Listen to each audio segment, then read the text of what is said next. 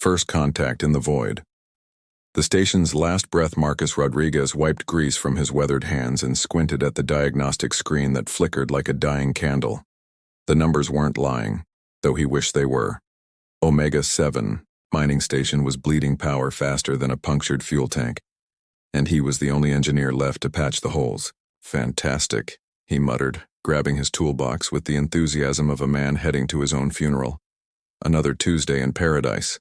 The corridors stretched before him like metal arteries, dimly lit by emergency strips that cast everything in sickly amber.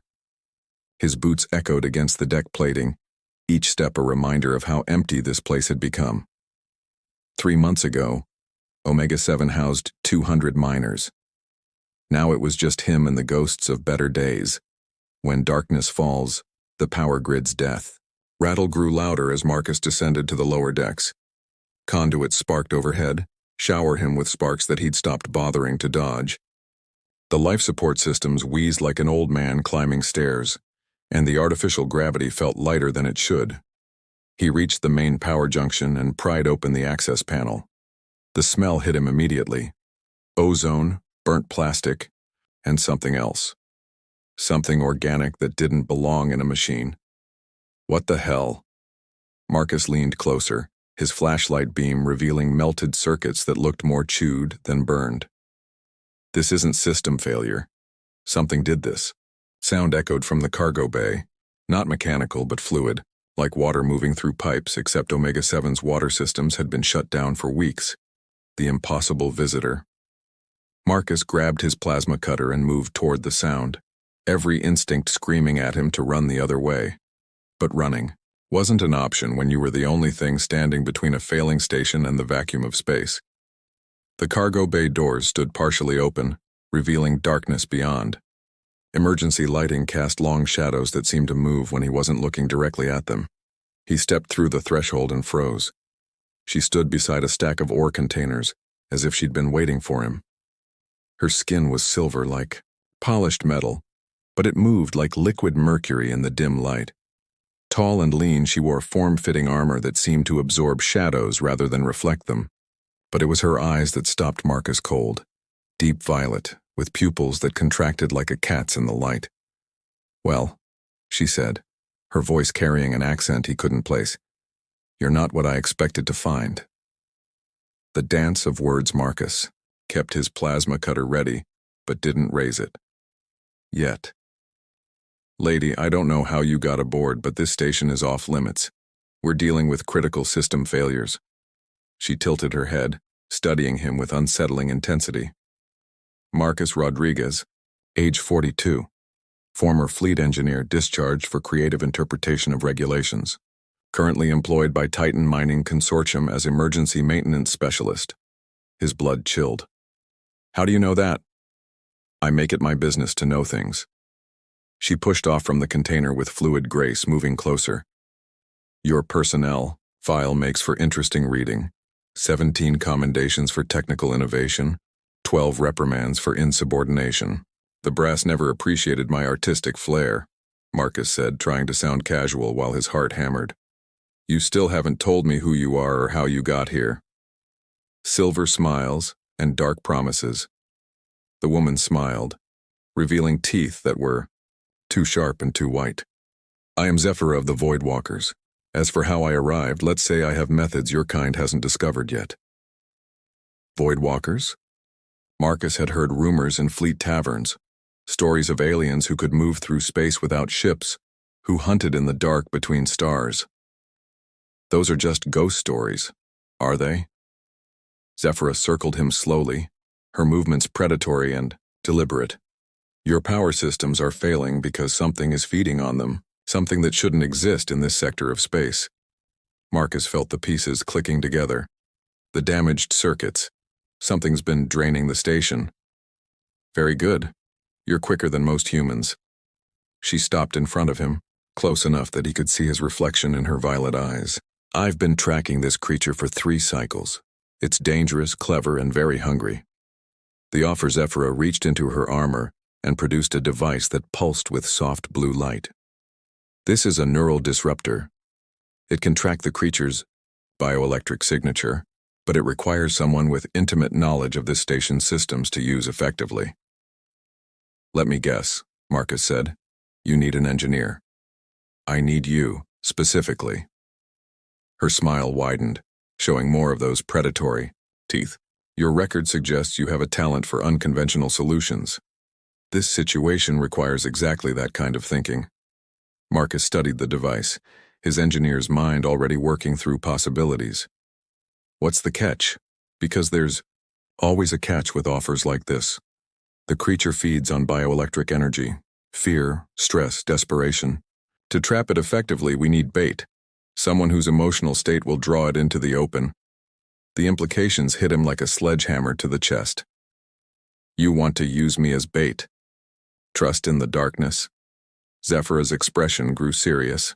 I won't lie to you, Marcus Rodriguez, this is dangerous. The creature has killed before and it will kill again if we don't stop it here. And if I refuse, then it will drain this station completely, take what it needs and move on to populated systems. Millions will die. Marcus looked around the cargo bay, at the failing lights and the shadows that seemed deeper than they should be.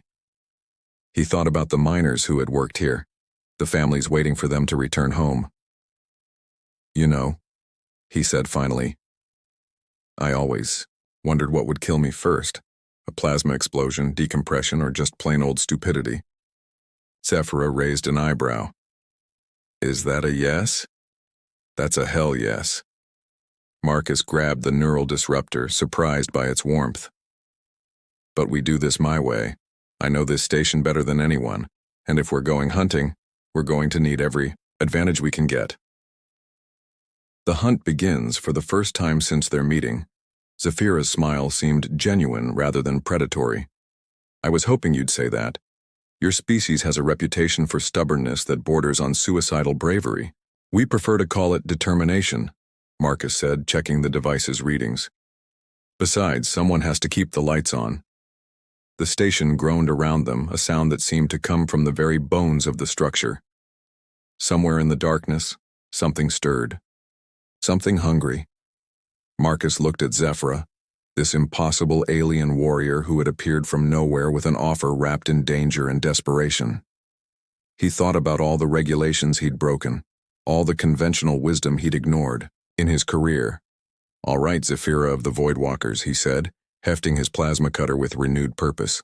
Let's go catch ourselves a monster. The hunt was about to begin, and Marcus Rodriguez was ready to prove that human ingenuity could triumph over even the darkest threats lurking in the void between stars. The hunt and the bond into the belly of the beast Marcus led Zephyra through the maintenance tunnels that ran like veins through Omega-7's superstructure. The neural disruptor in his hand pulsed steadily, its blue glow painting the cramped space in ethereal light. Every few seconds the device would spike, indicating they were getting closer to their quarry. Your species builds these stations like mazes, Zephyra observed, moving through the narrow space with impossible grace. It's inefficient. Maybe, Marcus said, squeezing past a coolant pipe. But it also means plenty of places to hide when something nasty comes looking for you. These tunnels saved my life more than once during asteroid storms. The device in his hand suddenly flared bright blue, then died to a dim glow. Marcus held up his fist, signaling a stop. They were close. Now, very close. The creature's domain. They emerged into the old hydroponics bay, a vast chamber that had once grown fresh food for the mining crews. Now it was a graveyard of twisted metal and shattered growing pods. The air tasted of decay and ozone, heavy with an electric charge that made Marcus's skin crawl. There, Zephyra whispered, pointing toward the far end of the bay. Marcus followed her gaze and felt his stomach drop. The creature clung to the power conduits like a massive spider, its body translucent and pulsing with stolen energy. It was roughly humanoid, but wrong in every way that mattered. Too many joints, limbs that bent in impossible directions, and a face that was nothing but hunger given form. It's beautiful, Zephyra said softly, and Marcus looked at her like she'd lost her mind. That thing is the stuff of nightmares. To you, perhaps. To me, it's a perfect predator, evolved to hunt in the void between stars, feeding on the bioelectric fields of living creatures. Her violet eyes gleamed with something like admiration. Your kind would call it a demon, mine call it art. The bait takes position. Marcus crouched behind an overturned growing tank, neural disruptor ready. So what's the plan? I stand out there, looking terrified while you sneak up on it. Essentially, yes. Zephyra's armor began to shift and flow, turning matte black to blend with the shadows. The creature hunts by sensing emotional distress. Fear, anger, desperation. These things call to it like a beacon. Great.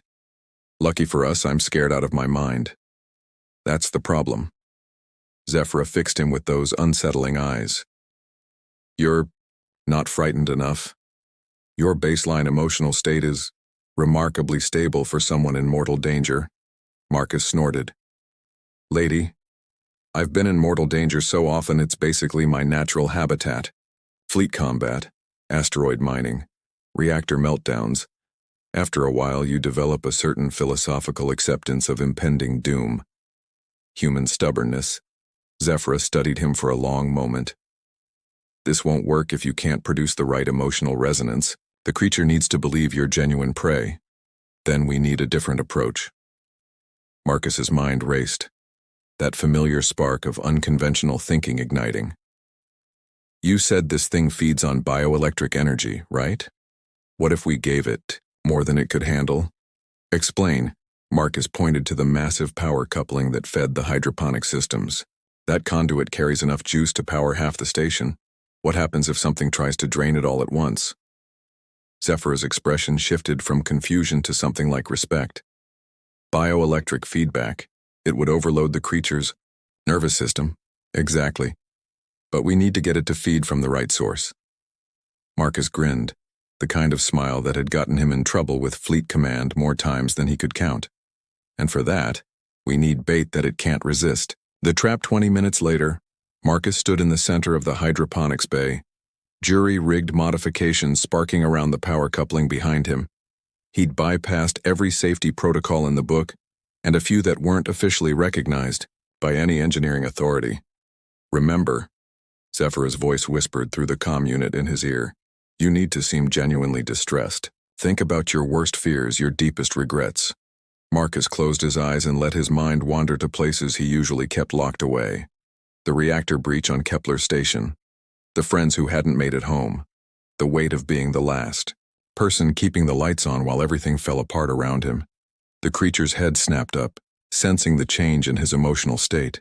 It moved with liquid grace, flowing down from the conduits like living shadow. The dance of death, thing circled him slowly, savoring the waves of fear and desperation rolling off his psyche. Marcus forced himself to stay still, even as every instinct screamed at him to run. The neural disruptor grew warm in his sweaty palm. That's it, he whispered, backing toward the modified power coupling. Come on, you hungry bastard. Dinner's served. The creature lunged, tendrils of energy reaching for him like grasping fingers. Marcus triggered the coupling just as those alien appendages made contact. The effect was instantaneous and spectacular. Energy cascaded through the creature's body, turning its translucent form into a living lightning rod. It shrieked, a sound like tearing metal and breaking glass as the feedback loop Marcus had created forced it to absorb more power than its alien physiology could process. Victory and understanding. The creature collapsed, its form flickering between solid and energy before finally stabilizing into something resembling crystallized lightning. It was beautiful and terrible, frozen in its moment of overload. Zephyra materialized from the shadows, her armor shifting back to its normal configuration. Impressive. I've never seen anyone use bioelectric feedback as a weapon before. Sometimes the best solutions are the ones nobody's tried yet. Marcus wiped sweat from his forehead, adrenaline still coursing through his system. Your people hunt these things traditionally, right? Stealth and superior firepower? For 3,000 years. Well, humans have only been in space for about 200 years and we're still figuring things out. We tend to improvise. Mutual respect. Zephyra approached the crystallized creature, studying it with professional interest. Your method was crude, dangerous and completely outside established hunting protocols. Marcus raised an eyebrow. But it worked. She turned to him, and for the first time, her smile seemed completely genuine. I underestimated your species. We've heard stories about human unpredictability, but experiencing it firsthand is enlightening. We're full of surprises. Marcus began powering down his improvised trap, fingers dancing over controls with practiced ease. So what happens now? You disappear back into the void? I fix the station, and we pretend this never happened? Perhaps not. Zephyra's expression grew thoughtful. My people have been dealing with threats like this alone for millennia. But your approach suggests there might be value in collaboration. Seeds of Alliance. Marcus looked around the ruined hydroponics bay, at the evidence of their unlikely partnership. Human ingenuity and alien expertise combined to face a threat neither could have handled alone. You know, he said, there are more stations out here. More people who might need help when things like this show up. And there are more creatures in the void. Some much worse than this one. They stood in comfortable silence for a moment. Two very different beings who had found common ground in the most unlikely circumstances. Marcus Rodriguez, Zephyra said finally. Would you be interested in a job that pays better than emergency maintenance? Marcus grinned, already knowing his answer. Depends. Does it involve more improvised traps and mortal danger? Almost certainly. Then I'm in. The lights flickered back to full power as the station's system stabilized, and Marcus Rodriguez realized his life had just taken a turn toward something far more interesting than fixing broken conduits. In the partnership between human determination and alien wisdom, something new was being born, something that might just change the balance of power in the dark spaces between the stars. The hunt was over, but the adventure was just beginning.